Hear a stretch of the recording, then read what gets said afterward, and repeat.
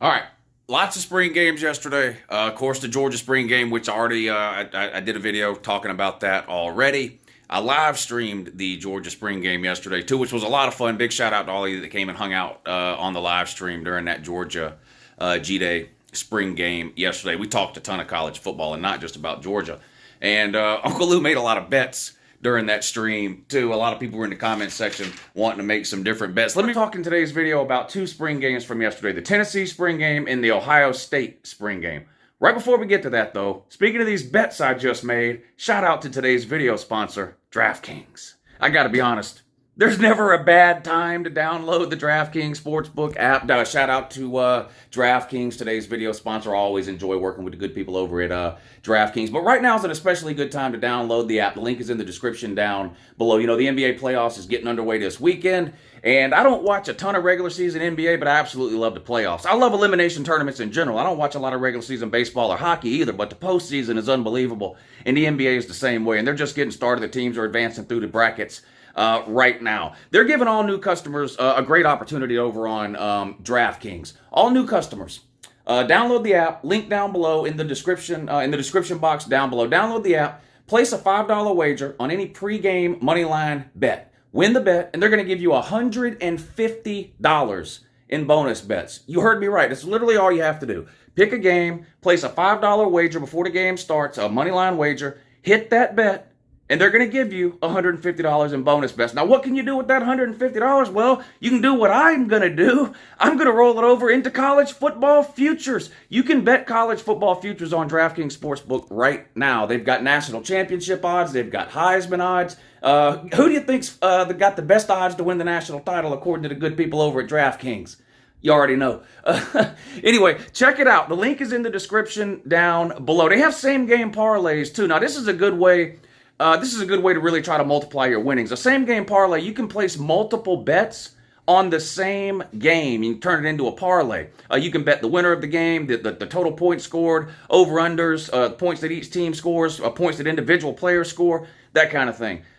Same game parlays, multiple bets on the same game for a chance to increase your winnings. Make sure you check out DraftKings Sportsbook. Like I said, the app is in the link to the app is in the description down below. Make sure you're using promo code Uncle Lou. They're going to give you a chance at that bonus. Again, place a $5 wager on any pregame money line. Win the bet. They're going to give you $150 in bonus bets.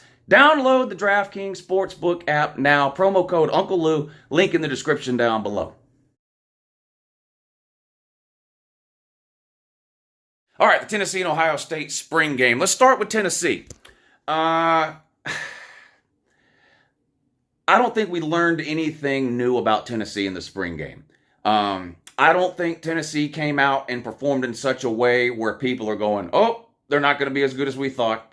I also don't think Tennessee came out and blew people away and they're now going, Tennessee's a favorite to win the national title. So, and that's not a bad thing. I think Tennessee's spring game, the players that played, I think, performed about like I expected they would perform. Like a lot of teams going through spring practice, Tennessee did not have anywhere near a full roster, particularly on offense. In fact, none of their top 4 wide receivers even played at all in this spring game. So no Brew McCoy, no Squirrel White. A couple of others sat out. So it was kind of a hodgepodge, match combination of wide receivers for Tennessee. Joe Milton and Nico, I'm about to leave you, both played a lot in this game, and both did about what I expected them to do. I don't have any questions about Tennessee's offense. None. I think they're going to be able to run the ball well like they did the majority of the time last year, and I think because of the gimmick offense that they run, that Josh Heupel and whoever plays quarterback for them is going to put up video game numbers in a lot of games. They're going to score a lot of points. They're going to accumulate a lot of yards. They're not going to have very much time of possession. I think we're going to see a Tennessee offense that at this point we're very used to seeing from Josh Heupel. And honestly, that should be okay with Tennessee fans. Tennessee's offense is good enough right now, was good enough last year, really, to win it all. Going from scoring 40 to 45 points a game to scoring 60 points a game does not really make you that much better overall as a team, in my opinion. Right now, Tennessee's offense, you can count on it to score 40, 45 points a game year in and year out. That's my opinion on that. Now, defensively, I just don't think we learned that much about Tennessee's defense in the spring game. It's not that I think Tennessee's defense came out and played poorly, because I don't think that. I just think a spring game by nature, particularly against a style of offense like Tennessee likes to run, I just think it's hard to gauge how Tennessee's defense is going to perform this season versus the last couple of seasons where, let's be honest, they've struggled. They've struggled from a talent perspective, and they've struggled from a depth perspective. Now, their depth is a little bit better overall at Tennessee. They're back up to, I think they're back to full scholarship amounts now. If they're not full, they're close. They have improved the depth.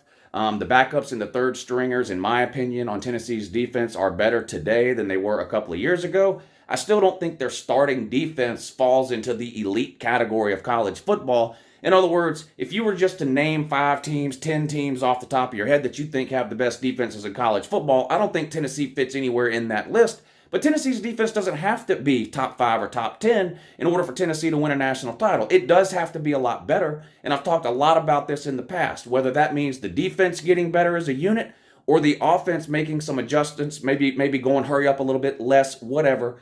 The point is, as it relates to the spring game, I don't think there's anything we saw from Tennessee's defense in the spring game that should be cause for concern, and I don't think there's anything we saw in the spring game from Tennessee's defense that's going to make people suddenly think they're a top 10 defense. I think it's a remains to be seen sort of deal with the Tennessee defense, and I think that's a fair assessment. As far as the quarterbacks go, Joe Milton and Nico, I'm about to leave you.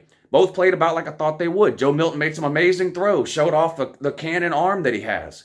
He also overthrew some wide open wide receivers, and I think it's at this point in time, if you're a Tennessee fan, you're just going to have to accept the fact that Joe Milton is probably going to average 270-plus yards passing a game. He's probably going to throw 3 or 4 touchdown passes a game on average. He's going to put up ridiculous numbers over the course of the season.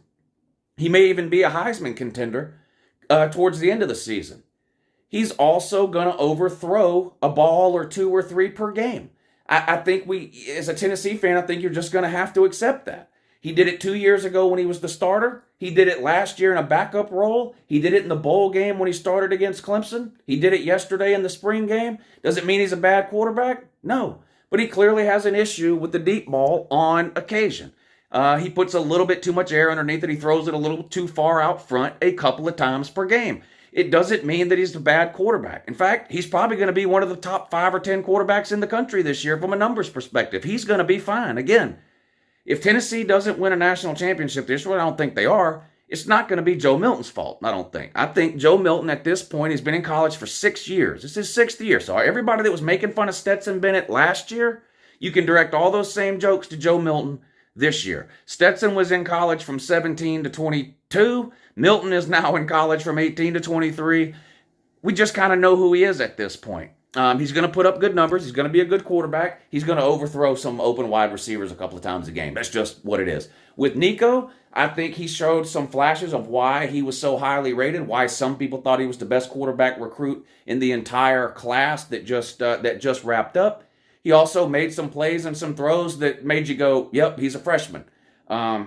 It's clear to me he's not better than Joe Milton today. Now, potential, ceiling, long run, NFL future, yeah, maybe he's better off in some of those categories than Joe Milton at some point down the road. In fact, he probably is. But he's not right now. And I think that's probably a good thing for Tennessee fans to get to see that yesterday. I don't think Joe Milton needs to be operating under the type of pressure where every time he throws an incomplete pass, you've got 40,000 people in Neyland Stadium screaming to put Nico in the game. So I think it's probably good that, if Nico would have came out yesterday and went 20 of 20, with 5 touchdowns and no interceptions, people would have just lost their mind, and the pressure on Joe Milton at that point would have just been insane. Arch Manning is a similar situation at Texas. He didn't play well yesterday either. It's probably a good thing overall for Texas and Quinn Ewers. I think the way Nico played yesterday, I think, is about how you should expect a freshman to play, and should serve as a good reminder of why it's so rare for a freshman to show up on a college campus and be ready to lead a major college football program. The Trevor Lawrences of the world are truly generational in nature. It's just not something that happens every year, every other year, or even every 5 years. It's extremely rare to see a true freshman quarterback lead a top 5 or a top 10 team. And there's a reason why. And we saw that yesterday from Nico. Doesn't mean he won't be the best quarterback in the country next year or the year after or whatever. I don't know. I think he's going to be really, really good. But he's definitely not ready to be the Tennessee starting quarterback right now, and I think that's a good thing for Tennessee. Now, on to Ohio State. Now, this one is strange to me because I watched the Ohio State game yesterday. Most of it. It came on early. I think it came on at 12 or 1 o'clock. The Georgia game didn't come on until 4. So I actually watched quite a bit of the Ohio State game. And while I'll admit I didn't sit in a chair right in front of the TV and watch every single play, I did have the game on for the entirety of the game and watched, like I said, quite a bit of it. I was doing some other things around the house too, but I watched a lot of that game. I came away from that game thinking, wow, Ohio State looks pretty good. I was impressed overall with what I saw in the Ohio State spring game. I thought the quarterback didn't play as well as I thought he would play. Is it Kyle McCord? He didn't play as well as I expected him to play, but I didn't watch him play and think he was terrible or that Ohio State better have another option. And I know the other quarterback is injured, Devin Brown, is that his name? So I know he didn't play. But anyway, both sides of the ball, offense and defense, the running backs in particular, I thought looked good. And we all know about Ohio State's wide receivers. Look, when it comes to a spring game, when you have proven commodities, I don't need to see that in a spring game. I don't need to see Marvin Harrison make circus catches and catch for 180 yards and 3 touchdowns in a spring game. I don't need to see that. I know what I'm getting from Marvin Harrison this fall when the lights come on. We all do. You look for the new things that you haven't seen, quarterback, whatever the case. I came out of that game thinking, you know what? Ohio State's defense, to me, looks a little bit better. I think the offense is going to be fine. Maybe the quarterback wasn't as sharp as I thought he would be, but I still think he's going to be good. That's how I came away from the game. And then I went on the internet. The number of Ohio State fans that were in near meltdown mode over that spring game honestly blew my mind. It's the opposite of Florida fans' reaction. Florida looked like absolute garbage in their spring game. They looked like they had not prepared offensively for even 5 minutes all spring heading into that game. They just looked lost and discombobulated and untalented and disoriented and honestly just terrible, right? And the Florida fans are running around going, it's just a spring game, we'll be fine. Florida's beating Georgia, we're going 10-2 and winning these. This is just complete delusion. Ohio State fans, on the other hand, it's like a sky is falling mentality there. And I honestly don't understand it.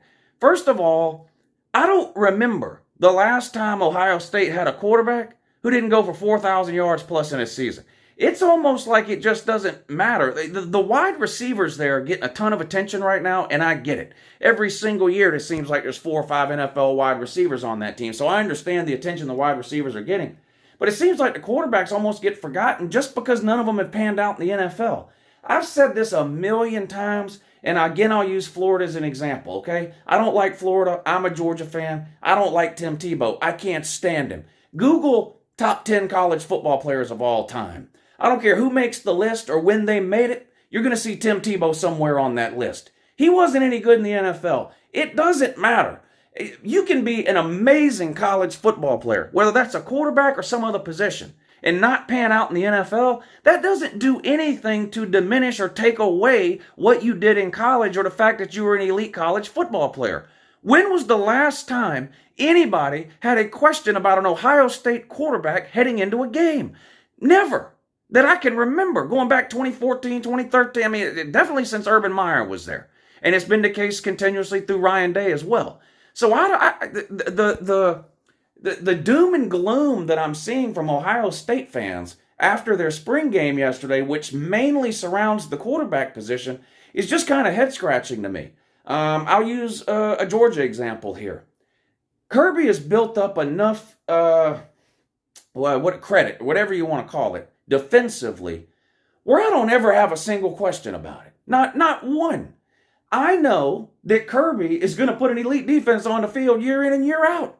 Is it going to be the number 1 ranked defense in the country? I don't know, but it's going to be top 5 or top 10 in almost every single category every single year. He's done it year after year after year after year. I don't have to question it. I really don't even have to study it or worry about it at all. It's as close to a given in the world of college football as you can get. Shouldn't the Ohio State quarterback situation be given the same benefit of the doubt? Every single year, for as long as I can remember, Ohio State has had a Heisman caliber quarterback who's putting up 4,000 plus yards a year in their sleep. And now one spring game, and the guy comes out and he doesn't look like, Pat Mahomes, and Ohio State man is running for cover with the Stuart Little sky is falling routine. It's weird to me. Ohio State is going to be fine, okay? They're going to be a top 5 team to start the season. They're going to be at minimum a top 10 team all season long. No one is beating them outside of maybe Michigan, maybe Penn State, and then a lot further down that list would be Notre Dame, only because you got to play them there early in the year. You're winning a minimum of 9 games in the regular season, probably 10 or more, okay? You're going to be fine. You're going to be fine. The list of people that feel sorry for the Ohio State quarterback situation is about, there ain't no list. There ain't no list. Y'all are going to be fine. Calm down. Have a great day.